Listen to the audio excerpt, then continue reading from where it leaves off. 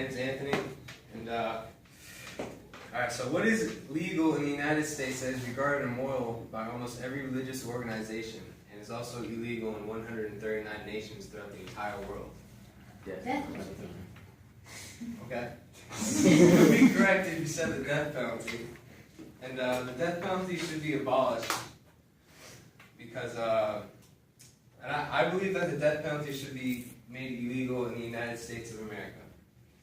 And according to procon.org, 1,188 people were executed in the United States from 1997 through 2009, primarily by lethal injection. And it mostly involves people that have murdered or committed treason and other crimes against the nation. Capital punishment has been proven to have no deterrent consequence on crime. Comparison studies from the Death Penalty Information Center confirms that during the last 20 years, the homicide rate in states with a death penalty has been 48% to 100% higher than states without the death penalty.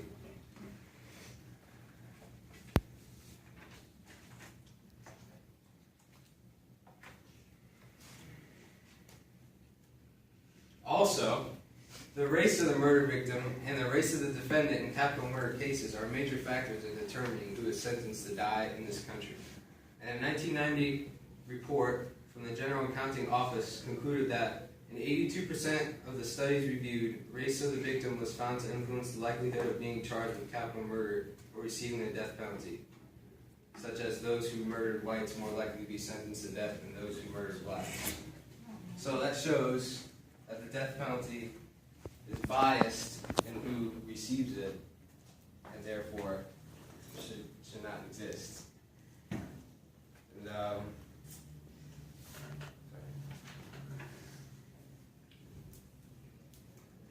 one may say that the death penalty is the only way to give the proper punishment to murderers, but there are alternative and more humane solutions in dealing with convicted criminals. The website deathpenaltyinfo.org states, in every state that retains the death penalty, jurors have the option of sentencing convicted capital murderers to life in prison without the possibility of parole. This sentence is cheaper to the taxpayers and keeps violent offenders off the streets for good.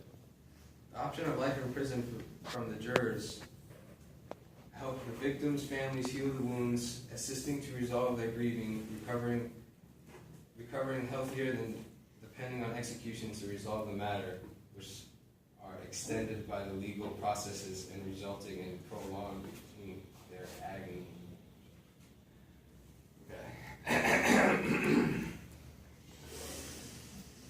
And at the end of the day, sometimes people have been found innocent after proven guilty, and if they're killed with the execution, then there's no turning back after that.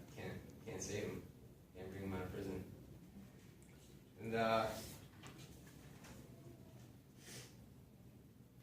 to conclude, the death penalty should not be allowed in the United States, and it has been proven to not be a deterrent on crime. And I'm going to end it out with a quote from Martin Luther King Jr. Hate begets hate, violence begets violence, toughness begets a greater toughness. We must meet the forces of hate with the power of love. The ultimate weakness of violence is that it is a descending spiral beginning the very thing it seeks to destroy. Instead of diminishing evil, it multiplies it. Through violence you may murder the liar, but you cannot murder the lie, nor establish the truth. Through violence you may murder the hater, but you do not murder the hate. In fact, violence merely increases hate. Returning violence for violence multiplies violence, adding deeper darkness to a night already devoid of stars. Darkness cannot drive out darkness, only light can do that. Hate cannot drive out hate, only love can do that.